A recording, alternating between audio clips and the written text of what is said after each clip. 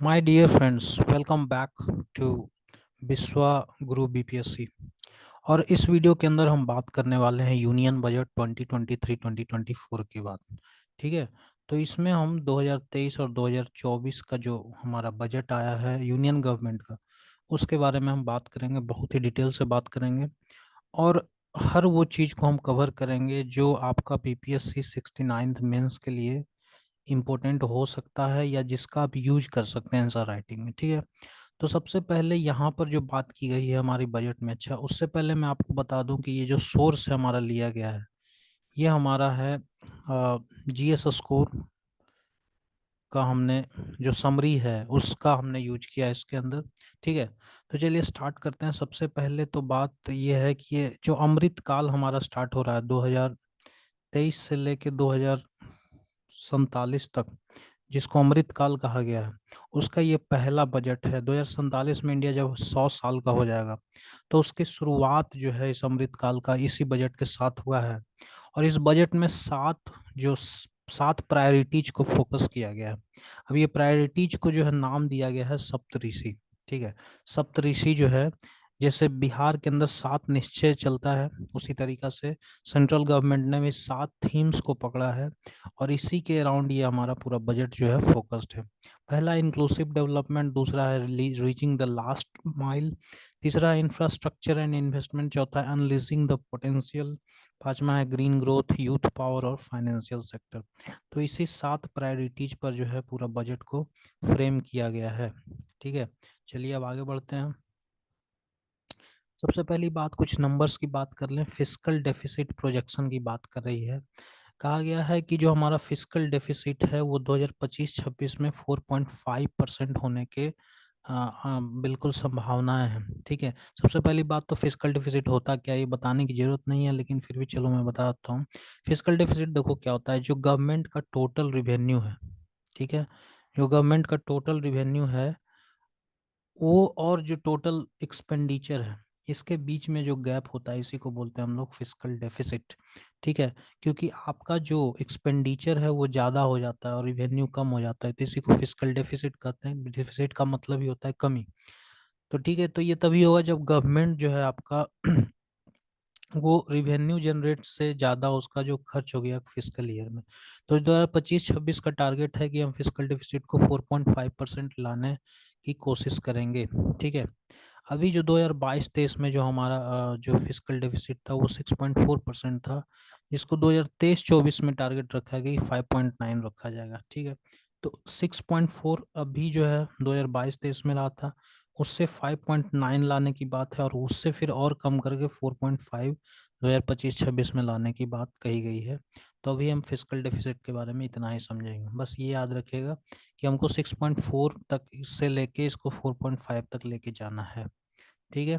चलिए अब आगे बढ़ते हैं। रियल जीडीपी ग्रोथ रेट का जो प्रोजेक्शन दिया गया है, इसमें इकोनॉमिक सर्वे फॉर 2022-23 में वो कहा गया है कि जो रियल जीडीपी ग्रोथ रेट होगा वो 6.5% का होगा। ठीक है। अब देखो रियल क्या, रियल का मतलब है कि आप बेस ईयर जो आपका है वो 2011-12 का। ठीक है। इसमें आप जो इन्फ्लेशन के कारण जो वैल्यू में जो उछाल आता है उसको हम इसमें इंक्लूड नहीं करते। सबसे इम्पोर्टेंट जो बजट में है ना, वो कैपिटल इन्वेस्टमेंट में इंक्रीमेंट देखा गया है। जो एलोकेशन कैपिटल एक्सपेंडिचर के लिए दिया गया वो ₹10 लाख करोड़ का दिया गया। ठीक है। 2022-23 में ये सिर्फ 7.5 लाख करोड़ था। तो ये बहुत ही इंपॉर्टेंट है, क्योंकि कैपिटल इन्वेस्टमेंट अगर आप बढ़ाते हैं तो आगे आपको जो है ना काफ़ी ज़्यादा मल्टीप्लायर इफेक्ट उसका देखा जाता है। ठीक है। चलिए आगे बढ़ते हैं। इंफ्रास्ट्रक्चर की बात कर लेते हैं। अर्बन इंफ्रास्ट्रक्चर डेवलपमेंट फंड बनाने की बात कही गई। जैसे हमारा RIDF होता है, रूरल इंफ्रास्ट्रक्चर डेवलपमेंट फंड, उसी के तर्ज पर अर्बन इंफ्रास्ट्रक्चर डेवलपमेंट फंड भी बनाया जाएगा। और ये it will be set up for the use of priority sector lending shortfall. आपको पता है प्रायोरिटी सेक्टर लेंडिंग क्या होता है? यस, प्रायोरिटी सेक्टर लेंडिंग का मतलब होता है कि जो हमारे कमर्शियल बैंक्स हैं उनको एक टारगेट दिया जाता है आरबीआई के द्वारा कि भैया आपको जितना भी लोन देना है दो, लेकिन उसका 40% लोन जो है कुछ पार्टिकुलर सेक्टर्स को दो, जैसे एग्रीकल्चर है, MSMEs हैं, या आपका एजुकेशन है, हाउसिंग है, सोशल इंफ्रास्ट्रक्चर है, या आपका रिन्यूएबल एनर्जी है। ये ऐसे सेक्टर्स हैं जहाँ पर कुल मिला के जो है इनमें भी सब कैटेगराइजेशन है। इस सब एक तरह से देखे तो इसमें भी क्या किया गया है सब कैटेगराइजेशन की किसको कितना देना है। तो 40% जो टोटल आपका जो क्रेडिट हो रहा है बैंक का, उसका 40% आपको इन्हीं सेक्टर्स में देना है। और अगर मान लीजिए कोई बैंक देने में नाकाम रहा तो उसको फिर पेनाल्टी देना होता है। और इस पेनाल्टी के लिए अब जो पेनाल्टी देता है वो बैंक, वो उसको RIDF में जमा कराया जाता है। उसी तरीका से अर्बन इंफ्रास्ट्रक्चर डेवलपमेंट फंड भी बनाया जाएगा। ठीक है, और ये नेशनल हाउसिंग बैंक इसको मैनेज करेगा। सस्टेनेबल सिटीज ऑफ टुमारो की बात कही गई है। कहा गया है कि जो हमारे स्टेट्स हैं ना, उसको इनकरेज किया जाएगा कि इस तरीका से अर्बन प्लानिंग रिफॉर्म्स लाया जाए और इस तरीका से अर्बन के अंदर एक्शन लिया जाए कि हमारे जो सिटीज हैं उनको सस्टेनेबल सिटीज ऑफ टुमारो बनाया जाए। ठीक है, चाहे वो इंफ्रास्ट्रक्चर की बात हो, चाहे वो ट्रांजिट ओरिएंटेड डेवलपमेंट की बात हो, तो उनका अवेलेबिलिटी और अफोर्डेबिलिटी दोनों बढ़ाया जाए ताकि जो फ्यूचर जनरेशन्स हैं उसको एकोमोडेट किया जा सके। ठीक है, कैपेक्स स्पेंडिंग की बात कही गई है। ठीक है, तो कैपेक्स स्पेंडिंग हमारा जो है बढ़ेगा। ठीक है, वो पब्लिक इंफ्रास्ट्रक्चर जैसे road, water, metro, railway, defence, digital infrastructure, green technology में बढ़ने की अपार संभावनाएं हैं। इसके अलावा आप उड़ान स्कीम का जरूर जिक्र कीजिए। देखिए, उड़ान स्कीम के को ही रीजनल कनेक्टिविटी स्कीम कहा जाता है और फाइनेंस मिनिस्टर ने अनाउंस किया कि 50 एडिशनल एयरपोर्ट्स बनाए जाएंगे, एरोडम्स बनाए जाएंगे, लैंडिंग ग्राउंड्स बनाए जाएंगे ताकि रीजनल कनेक्टिविटी को बढ़ाया जा सके। ठीक है, तो ये सारी बातें हुई हैं। रेलवेज को जो फंडिंग हुआ है इस बार रिकॉर्ड एलोकेशन, बजटरी एलोकेशन हुआ है 2.40 लाख करोड़ का फंडिंग हुआ है रेलवे को। ठीक है, तो इसमें जो है क्या है कि जो पैसेंजर का एक्सपेक्टेशन है उसको जो है कैसे फुलफिल किया जाए, इसके लिए रेलवे काम करेगी। ठीक है, इसमें आप बहुत ज़्यादा आप इसमें बात नहीं करेंगे। एग्रीकल्चर पर अब आ जाते हैं, ये बहुत ही इंपॉर्टेंट है। देखिए, एग्रीकल्चर चाहे इकोनॉमिक सर्वे बिहार का हो, चाहे बजट बिहार का हो, चाहे यूनियन बजट हो, ठीक है, एग्रीकल्चर, वुमेन, एजुकेशन, हेल्थ, ये ऐसे सेक्टर्स हैं जहाँ पर क्या हो रहा है आपको नज़र रखना ही पड़ेगा। तो एग्रीकल्चर एक्सेलरेटर फंड बनाने की बात कही गई ताकि जो एग्रीकल्चर के अंदर स्टार्टअप्स जो नए नए आ रहे हैं यंग एंटरप्रेन्योर्स के द्वारा, इसको इनकरेज किया जाए। डिजिटल पब्लिक इंफ्रास्ट्रक्चर की बात कही गई है कि एग्रीकल्चर सेक्टर के अंदर डिजिटल पब्लिक इंफ्रास्ट्रक्चर को जो है डेवलप किया जाएगा। क्या होता है ये डिजिटल पब्लिक इंफ्रास्ट्रक्चर? तो ये एक्चुअली डिजिटल पब्लिक इंफ्रास्ट्रक्चर एक तरह का समझिए कि प्लेटफॉर्म होता है। ठीक है, जैसे डिजिटल आइडेंटिफिकेशन हो गया, आपका पेमेंट इंफ्रास्ट्रक्चर UPI हो गया, या डेटा एक्सचेंज सॉल्यूशंस होते हैं जो एसेंशियल सर्विसेज हैं गवर्नमेंट के, उसको डिलीवर करने में हेल्प करता है। जैसे इंडिया के ही अंदर आप देख लीजिए जैम ट्रिनिटी, क्या है ये? पब्लिक आपका डिजिटल पब्लिक इंफ्रास्ट्रक्चर ही तो है। जनधन मोबाइल से क्या होता है कि आपने क्या किया कि जो हमारा अभी तक हिथर टू जो अनबैंक्ड सेक्शन था वहां तक आपने बैंकिंग सर्विसेज को पहुंचाया, है ना। आधार से आपने क्या किया कि जो लोगों का फ्लो है, उनका जो आइडेंटिफिकेशन है, उनका एक डिजिटल ID सिस्टम आपने बना दिया, डिजिटल ID दे दिया उनको। और उससे क्या है कि आधार नंबर डाल के वो उनका सारा इंफॉर्मेशन गवर्नमेंट हासिल कर सकती है। तो उसी तरीके से मोबाइल का देख लीजिए कि जो DBT, direct benefit transfer, India में होता है, उससे क्या हुआ, गवर्नमेंट सर्विसेज जो है आसानी से पहुंच गया। तो digital public infrastructure platforms provide करती है ताकि जो गवर्नमेंट सर्विसेज हैं उसको जो उसका डिलीवरी जो है ज़्यादा इफिशिएंटली हो सके। एग्रीकल्चरल क्रेडिट टारगेट को बढ़ा के 20 लाख करोड़ कर दिया गया है। ठीक है, और इसमें भी फोकस जो है वो एनिमल हस्बेंड्री, डेयरी और फिशरीज पर होगा। ठीक है, चलिए, अभी जो हमारा एग्रीकल्चरल क्रेडिट है इस साल, वो लगभग 18.5 लाख करोड़ का था, इसको बढ़ा के 20 लाख करोड़ कर दिया गया। ठीक, भारतीय प्राकृतिक खेती बायो इनपुट रिसोर्स सेंटर, देखिए अगले 3 साल में 1 करोड़ फार्मर्स को नेचुरल फार्मिंग को अडॉप्ट कराने की बात कही गई है और इसके लिए 10,000 बायो इनपुट रिसोर्स सेंटर्स खोले जाएंगे। ठीक है, ये बायो इनपुट रिसोर्स सेंटर्स जो होंगे वो एक national level distributed micro fertiliser, जो आपका माइक्रो फर्टिलाइजर जैसे नैनो यूरिया है, जैसे पेस्टिसाइड मैन्युफैक्चरिंग नेटवर्क जो है उसको स्ट्रेंथन करने का काम करेगी। फिशरीज के लिए देखिए एक सब स्कीम लॉन्च किया गया, PM मत्स्य संपदा योजना। देखिए PM संपदा योजना तो चल ही रहा था, उसके का एक सब स्कीम है PM मत्स्य संपदा योजना, जिसको 6,000 करोड़ रुपया का लोकेशन दिया गया। ठीक है, ताकि फिशरमैन का जो एक्टिविटी है उसको बढ़ाया जा सके। Indian institute of millet research को एक सेंटर ऑफ एक्सीलेंस के तौर पर डेवलप किया जाएगा। ये बहुत ही इम्पोर्टेंट, बहुत ही ज़्यादा इम्पोर्टेंट है, देखिए, क्योंकि 2023 को ना इंटरनेशनल ईयर ऑफ मिलेट्स घोषित किया गया, ठीक है। और इस इन मिलेट्स को कंजम्पशन को या उसका एडॉप्शन को बढ़ावा देने के लिए, प्रोडक्शन को बढ़ावा देने के लिए, उस पर रिसर्च को बढ़ावा देने के लिए इंडियन गवर्नमेंट काफ़ी सारा जो है प्रयास करती रही है पिछले 1-2 सालों में, अगर आप देखेंगे तो इसीलिए जो है ना ये बहुत इंपॉर्टेंट हो जाता है, ठीक है। जैसे क्या क्या गवर्नमेंट ने स्टेप लिए हैं, जैसे सेंटर ऑफ एक्सीलेंस बनाना, सीड हब्स बनाना, एफपीओज बनाना, ये सब काफ़ी ज़्यादा हुआ है। Indian institute of millet research, याद रखिएगा, ये हैदराबाद के अंदर है, ठीक है, हैदराबाद के अंदर है। और इसको सेंटर ऑफ एक्सीलेंस बनाने की बात कही गई है, सेंटर ऑफ एक्सीलेंस, ठीक है। ताकि जो बेस्ट प्रैक्टिसेज हैं, जो रिसर्च हैं, जो टेक्नोलॉजी है नेशनल और इंटरनेशनल लेवल पर, उसको शेयर किया जा सके, ठीक है। तो और क्या किया गया है, देखो, श्री अन्ना कहा जाता है जो हमारा मिलेट है ना, मिलेट, इंडिया में मेनली आपका ज्वार, रागी और बाजरा, ये 3 मिलेट होते हैं।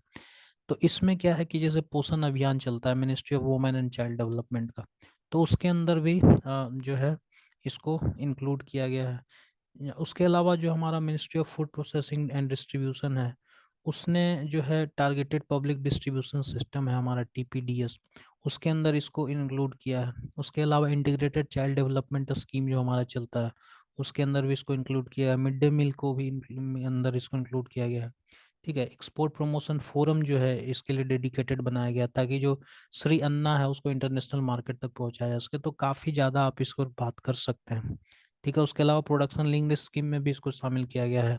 प्राइम मिनिस्टर फॉर्मुलाइजेशन ऑफ जो हमारा फूड प्रोसेसिंग इंटरप्राइजेज है, पीएमएफएमई, उसके अंदर भी आपको ये देखने को मिलता है, ठीक है। उसके अलावा एग्रीकल्चर इंफ्रास्ट्रक्चर फंड जो है, उसके अंदर भी जो फार्मर्स हैं या जो एफपीओज हैं या जो एंटरप्रेन्योर्स हैं, जिनको इंटरेस्ट सबवेंशन चाहिए 2 करोड़ तक का लोन के लिए, वो अगर मान मान लीजिए कि श्री अन्ना के लिए प्राइमरी प्रोसेसिंग यूनिट खोलना चाहते हैं, तो उनको 2 करोड़ तक का इंटरेस्ट सबवेंशन का लोन मिल सकता है। तो ये सारी बातें जो है आप देख सकते हैं। एग्रीकल्चरल क्रेडिट सोसाइटीज, तो गवर्नमेंट ने डिसाइड किया है कि जो 63,000 हमारा पैक्स है उसको कंप्यूटराइज किया जाएगा, ठीक है। सस्टेनेबल माइक्रो इरिगेशन की बात की गई है, और इसके लिए कर्नाटका में जो द बाद्रा प्रोजेक्ट है उसके लिए इतना करोड़ रुपया का बात किया गया है। आत्मनिर्भर हॉर्टिकल्चर क्लीन प्लांट प्रोग्राम, ये एक्चुअली हॉर्टिकल्चर से जुड़ा हुआ है, अगर कहीं हॉर्टिकल्चर का मसला है तो आप इसका जिक्र कर दीजिएगा। कोऑपरेटिव सोसाइटीज के लिए सहकार से समृद्धि हमारा जो है इनिशिएटिव है, गवर्नमेंट ने लॉन्च किया है, ठीक है। उसके अलावा एक नया मिनिस्ट्री भी बनाया गया है, मिनिस्ट्री ऑफ कोऑपरेटिव्स। पीएम प्रणाम बहुत ही इंपॉर्टेंट, बहुत ज़्यादा इंपॉर्टेंट है। इसमें क्या है कि जो हमारे जो स्टेट्स हैं या जो यूनियन टेरिटरीज हैं, उनको अल्टरनेटिव फर्टिलाइजर्स को या फिर जो केमिकल फर्टिलाइजर्स हैं उनका अल्टरनेटिव यूज करने के लिए प्रमोट किया जाएगा। इसका फुल आपको नाम याद होना चाहिए, prime minister programme for restoration awareness, ठीक है, nourishment and amelioration of mother earth, ठीक है। तो कैसे केमिकल फर्टिलाइजर्स को जो है से मदर अर्थ को बचाया जाए, उसके लिए अल्टरनेटिव वे हमारा क्या हो सकता है, उसको स्टेट्स को प्रमोट करने के लिए पीएम प्रणाम योजना लाया गया है। एजुकेशन सेक्टर के क्या जो है मायने हैं बजट के अंदर देख लेते हैं। नेशनल डिजिटल लाइब्रेरी बनाने की बात की गई है। ये नेशनल डिजिटल लाइब्रेरी किन के लिए होंगे, चिल्ड्रन के लिए होंगे और एडोलेसेंट्स के लिए होंगे। एडोलेसेंट्स किसको कहा जाता है भाई, तो एडोलेसेंट्स मेनली जो टीनेजर्स होते हैं, ठीक है, जो एक ट्रांजिशन फेज में है, जो भी ना बच्चे उनको आप कह सकते हैं ना ही एडल्ट कह सकते हैं, तो ये एडोलेसेंट होते हैं, बड़ा ही नाजुक एज होता है। तो इसके लिए नेशनल डिजिटल लाइब्रेरी बनाने की बात की गई पूरे इंडिया भर में, ठीक है। उसके अलावा ये जो नेशनल डिजिटल लाइब्रेरी बनाने की बात की गई, ये आप देखिए इसके बैकग्राउंड में एक रिपोर्ट था, असेरेनुअल स्टेटस ऑफ एजुकेशन रिपोर्ट, जो प्रथम हमारा एनजीओ है वो लाती है। इसमें क्या कहा गया था, इसमें कहा गया था कि जो हमारा स्कूल चिल्ड्रन है उनका रीडिंग एबिलिटी काफ़ी सिग्निफिकेंटली रिड्यूस हुआ है, खास करके जो पेंडेमिक ईयर्स में जो दिक्कतें हुई हैं उसके कारण, ठीक है। उसके अलावा एकलव्य मॉडल रेसिडेंशियल स्कूल्स बनाने की बात की कि अगले 3 साल में लगभग 40,000 शिक्षकों को बहाल किया जाएगा, लगभग, ठीक है। जो 740 हमारा model Eklavya model residential schools चल रहे हैं ट्राइबल एरियाज में, उनको उनके लिए जो है टीचर्स अवेलेबल कराया जाए। हेल्थ में क्या करने की बात कही, नर्सिंग कॉलेजेस खोले जाएंगे। 2014 से लेके अभी तक 157 मेडिकल कॉलेजेस खोले गए हैं पूरे इंडिया के अंदर सेंट्रल गवर्नमेंट के द्वारा। अब इसी कॉलेजेस में 157 नर्सिंग कॉलेजेस भी खोले जाएंगे। ठीक है। Mission to eliminate sickle cell anaemia. Sickle cell anaemia बहुत ही दिनों से न्यूज़ में है कि 2047 तक इस बजट में कहा गया है कि हम सिकल सेल एनीमिया को उखाड़ फेंकेंगे। क्या है ये सिकल सेल एनीमिया, थोड़ा सा मैं आपको बताता हूँ। देखिए नॉर्मली जो हमारा रेड ब्लड सेल होता है ना, रेड ब्लड सेल, इसी के अंदर हेमोग्लोबिन होता है। अब ये जो रेड ब्लड सेल होता है ये नॉर्मली स्फेरिकल शेप का होता है। ठीक है, नॉर्मली स्फेरिकल शेप का होता है। लेकिन जो जेनेटिक ब्लड डिसऑर्डर के कारण जो है हमारा ये जो आरबीसी है, इसका ये गोल वाला जो शेप है वो कुछ इस तरीका का हो जाता है। ठीक है, कुछ इस तरीका का हो जाता है, सिकल शेप्ड हो जाता है। सिकल शेप्ड, सिकल जो है ना उसको हसुआ बोलते हैं हम लोग गांव में, जिससे हमारा धान या गेहूं को काटने का बात होता है। तो इस तरीका का शेप होने के कारण क्या है कि नॉर्मली आरबीसी इस राउंड शेप में होता है और थोड़ा फ्लूइड टाइप का होता है। ठीक है, थोड़ा ये राउंड होता है और फ्लेक्सिबल टाइप का होता है, जिससे क्या होता है कि ये ब्लड वेसल्स के अंदर काफी आसानी से मूव कर पाता है। लेकिन सिकल सेल एनीमिया में क्या होता है कि कुछ आरबीसी जो होते हैं उनका सिकल्स या जो आप बोलते हैं ना क्रिसेंट मून टाइप का इनका शेप हो जाता है। और इसके कारण क्या होता है कि ये थोड़ा रिजिड टाइप का हो जाता है और स्टिकी टाइप का हो जाता है। और उसके कारण जो ब्लड वेसल्स में इनका मूवमेंट है वो हो नहीं पाता है। और तो इसके इससे जो है काफी ज्यादा परेशानियां होती हैं। ठीक है, तो ऐसे तो इसका कोई इलाज है नहीं, कोई क्योर नहीं है। ठीक है, लेकिन जो है इसका सही समय पर अगर स्क्रीनिंग कर पाए हम यूनिवर्सली लोगों का, तो हम इससे बचाया जा सकता है लोगों को। अब देखिए इसमें क्या है ना कि सिकल सेल एनीमिया की बात क्यों कही गई है, क्योंकि ज्यादातर जो सिकल सेल एनीमिया चूंकि एक ब्लड डिसऑर्डर इनहेरिटेड है, तो ट्राइबल एरियाज में ज्यादा ये देखा गया है, इसीलिए इसको 2047 तक हटाने की बात कही गई है। उसके अलावा कुछ और डिजीज जिसको हमने पहले ही अनाउंस किया हुआ है, जैसे 2025 तक टीबी को हटाने की बात कही गई है, 2023 तक कालाजार या लिम्फेटिक फिलेरियोसिस को 2047 तक, ये लिम्फेटिक फिलियरिसिस या इसी को हाथी पांव कहा जाता है, तो इसको 2027 तक एलिमिनेट करने की बात कही गई। उसके अलावा आयुष्मान भारत प्रधानमंत्री जन आरोग्य योजना, ये देखिए 2016 में शायद लॉन्च हुआ था सितंबर के अंदर। और ये गवर्नमेंट इस बजट में कहती है कि हम जो एलोकेशन है इसको इसको बढ़ाया जाएगा। ठीक है, और इसको लगभग 7200 करोड़ कर दिया गया है। ठीक है, अब ट्राइबल वेलफेयर की बात कर लेते हैं। ट्राइबल वेलफेयर में सबसे इम्पोर्टेंट है ये प्राइम प्रधानमंत्री primitive vulnerable tribal group mission. अब ये पीवीटीजी मिशन जिसको कहते हैं, प्रधानमंत्री पीवीटीजी मिशन। ठीक है, पीवीटीजी मिशन।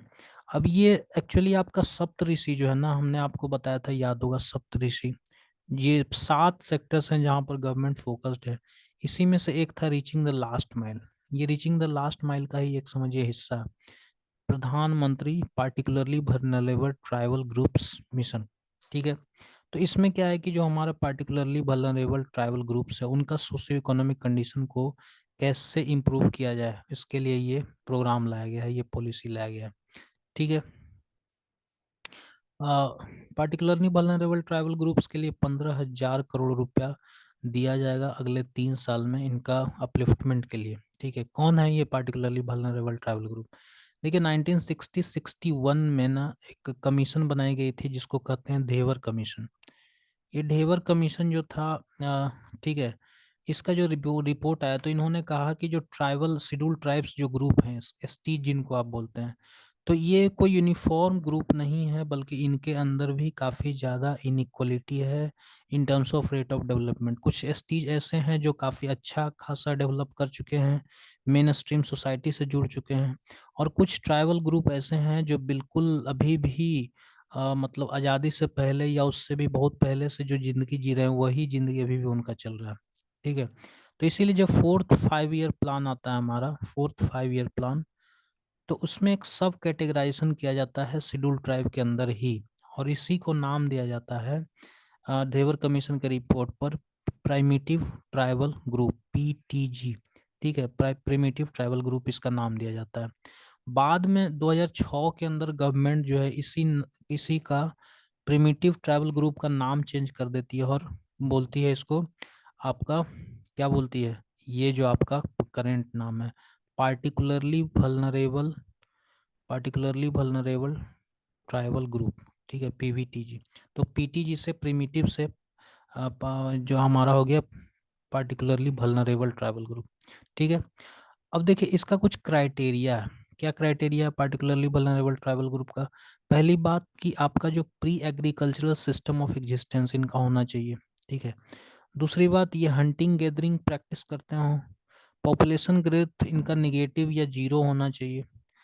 और एक्सट्रीमली लिटरेसी लो जो है इनका काफ़ी नीचे होना चाहिए। अगर कोई भी शेड्यूल ट्राइब के अंदर कोई भी ग्रुप अगर इन चारों में से कोई भी एक क्राइटेरिया को फुलफिल करती है तो उसको पार्टिकुलरली वल्नरेबल ट्राइबल ग्रुप कहा जाएगा, ठीक है।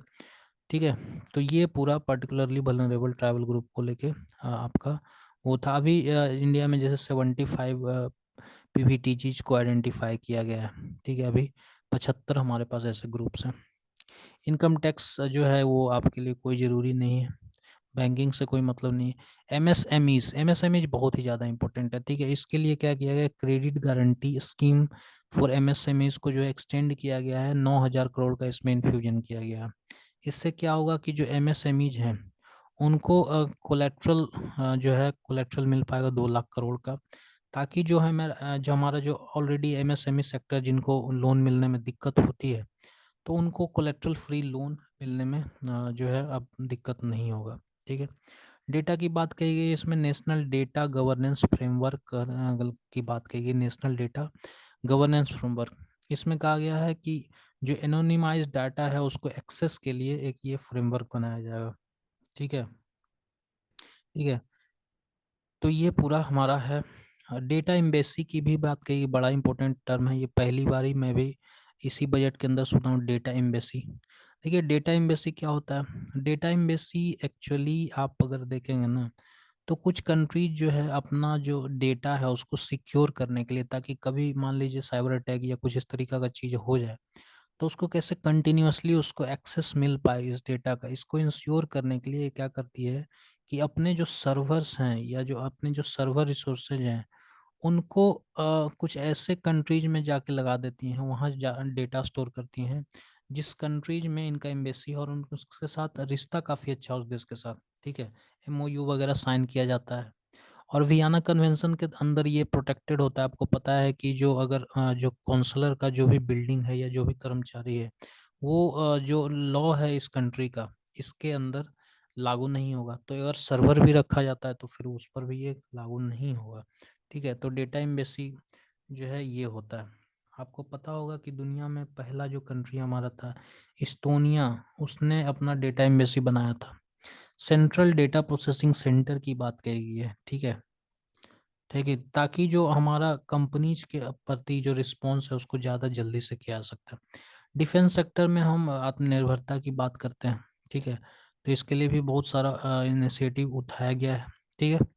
ठीक है, ताकि इंडिजीनियस डिफेंस प्रोडक्शन कर सकें हम। उसके अलावा रिसर्च एंड डेवलपमेंट पर हम बात कर सकें, उस पर जोर डाल सकें, ठीक है। स्किल्ड वर्कफोर्स को कैसे हम डेवलप कर सकें इंडिया के अंदर, वो भी बात है। और डिफेंस रिलेटेड इंडस्ट्री जो है खास करके प्राइवेट सेक्टर, उसको कैसे इंकरेज कर सकें, ठीक है। इंफ्रास्ट्रक्चर डेवलपमेंट पर हम कैसे काम कर सकते हैं। उसके अलावा overall affordability of defence equipment जो कंज्यूमर्स के लिए उसको कैसे हम कम कर सकते हैं। एनर्जी सेक्टर में आप जरूर बात करेंगे नेशनल ग्रीन हाइड्रोजन मिशन का, जिसके लिए लगभग 20,000 करोड़ के लिए एलोकेट किया गया है, ठीक है। ये जो हमारा नेशनल ग्रीन हाइड्रोजन मिशन है इससे क्या होगा कि हम जो हमारा जो ट्रांजिशन है इकोनॉमी का लो कार्बन इंटेंसिटी की तरफ, वो हम ज़्यादा जल्दी से कर पाएंगे। और जो फॉसिल फ्यूल के हमारा जो डिपेंडेंसी है उसके ऊपर, उसका इम्पोर्ट को लेके उसको हम कम कर पाएंगे, ठीक है। एनर्जी ट्रांजिशन इन्वेस्टमेंट की बात की गई, 35,000 करोड़ इसके लिए लगाया गया है। बैटरी स्टोरेज कैपेसिटी की बात की गई है, ठीक है। बैटरी स्टोरेज कैपेसिटी लगभग 4,000 मेगावाट आवर का इंडिया में बन इस्टेब्लिश किया गया किया जाएगा वायबिलिटी गैप फंडिंग के द्वारा, ठीक है। तो ये सारी चीज़ें हैं, ठीक है।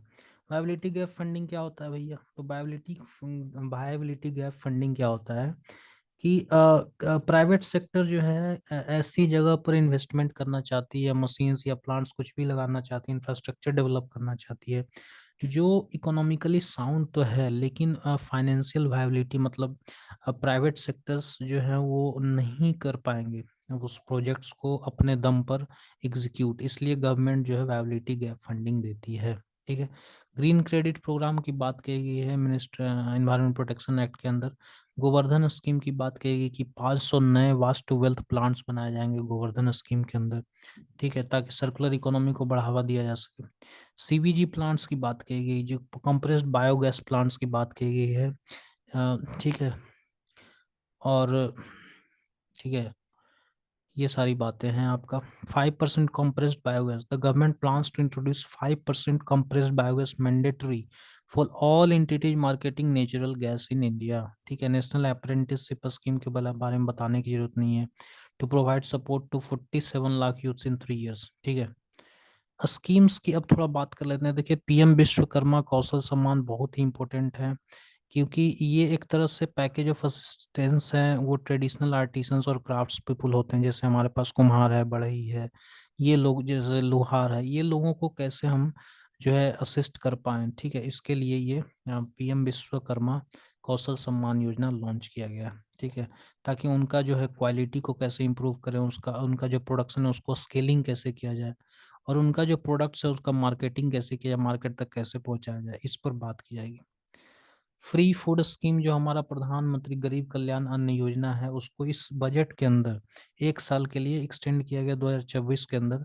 लेकिन ये पिछले ही महीने में नवंबर 28 को प्रधानमंत्री साहब ने घोषणा कर दिया कि इसको 5 साल और कंटिन्यू रखा जाएगा। ठीक है, तो अब ये लगभग आप मान के चलिए 2029 तक ये फिक्स हो गया। प्रधानमंत्री आवास योजना की बात की गई है, जिसमें हमारा जो बजट एलोकेशन है वो 79,000 करोड़ है। मिस्टी स्कीम बहुत इंपॉर्टेंट स्कीम है, आप इसको बिल्कुल ही नज़रअंदाज मत कीजिएगा। मिस्टी स्कीम का मतलब क्या है?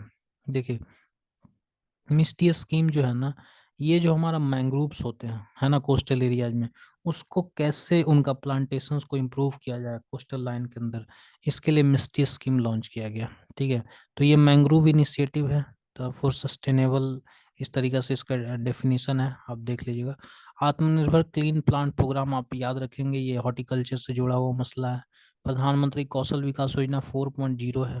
ठीक है, इसमें स्किल ट्रेनिंग की बात की है। ये आवास योजना है, हमने बात कर लिया है। अमृत धरोहर योजना जो है, इसमें वेटलैंड्स प्रोटेक्शन की बात की गई है, बायोडाइवर्सिटी को इन्हांस करने की बात की गई है, इको टूरिज्म अपॉर्चुनिटीज को डेवलप करने की बात कही गई है। ठीक है, नेशनल अप्रेंटिसशिप की बात कर ली हमने।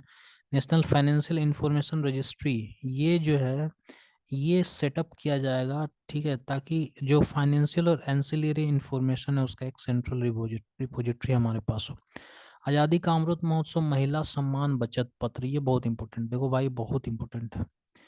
महिला सम्मान बचत पत्र जो है वो एक तरह से समझो कि एक एक सेविंग इंस्ट्रूमेंट है। ठीक है, जो इनकरेज करता है महिलाओं को कि वो फाइनेंशियल जो आप उनका जो हैबिट है उसमें सेविंग्स का भी हैबिट को वो डालें। ठीक है, इसके लिए क्या होगा कि मैक्सिमम 2 लाख रुपए तक वो जमा कर सकते हैं। ठीक है, और इस पर उनको 7.5% का ब्याज मिलेगा। ठीक है, तो एक तरह से अच्छा स्कीम है। ठीक है, पीएम विश्वकर्मा कौशल सम्मान, पीएम विकास, हमने बात कर ही लिया इसका। ठीक है, इसके अलावा आप देखेंगे ईज ऑफ डूइंग बिजनेस के लिए क्या कर रही है गवर्नमेंट, तो जो हमारा 39,000 कंप्लायंसेज थे जो है उसको कम किया जाएगा। उसके अलावा 3400 लीगल प्रोविजंस को डीक्रिमिनलाइज करने की बात कही गई है।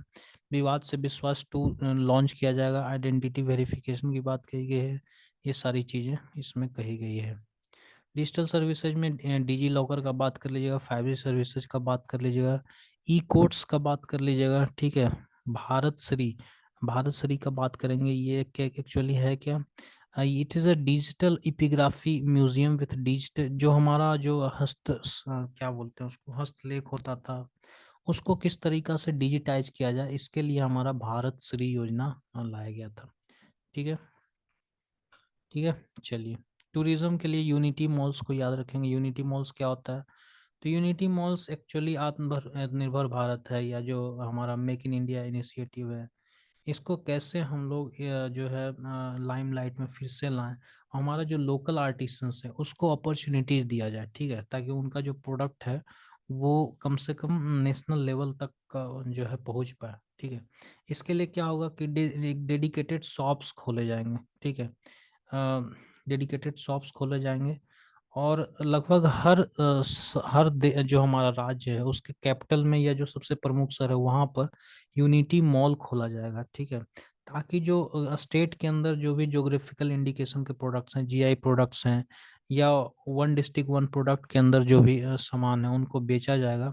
और उसके अलावा जो है हर यूनिटी मॉल में जितने भी हमारे देश के अंदर जितने भी स्टेट्स हैं उनको रिप्रेजेंटेशन मिलेगा, ठीक है, उनका भी सामान बेचा जाएगा। उसके अलावा 50 destinations to be selected to boost tourism sector को बढ़ावा देने के लिए 50 डेस्टिनेशंस को आइडेंटिफाई किए जाएंगे। स्किल ट्रेनिंग के अंदर आप प्रधानमंत्री विकास योजना, कौशल विकास योजना 4.0 का चर्चा हर बार करेंगे, ठीक है। इसके अलावा आप देखो अब इसमें कुछ है नहीं, हाउसिंग को लेके वही प्रधानमंत्री आवास योजना है जिसका जो बजट एलोकेशन है बढ़ा दिया गया 66%, और ये अब 79,000 करोड़ हो चुका है। ठीक है, तो मेरे प्यारे दोस्तों इस वीडियो के अंदर इतना ही। आप रिवाइज करें जितना भी स्कीम्स है ना, खास करके गवर्नमेंट का, उसको तो बिल्कुल ही रट्टा मार जाओ भाई। जैसे पीएम प्रणाम है, मिस्टी है, गोवर्धन स्कीम है, ठीक है, ये अमृत धरोहर स्कीम है। ये सारी चीजें जो है आपको आंसर राइटिंग में काफी हेल्प करने वाली है। ठीक है, तो इस वीडियो के अंदर इतना ही। हम आगे फिर से मिलेंगे नए करंट अफेयर्स के टॉपिक के साथ। तब तक 69 पीपीएससी मेंस के लिए आप लगे रहिए बहुत ही जोर शोर से। ठीक है, चलिए।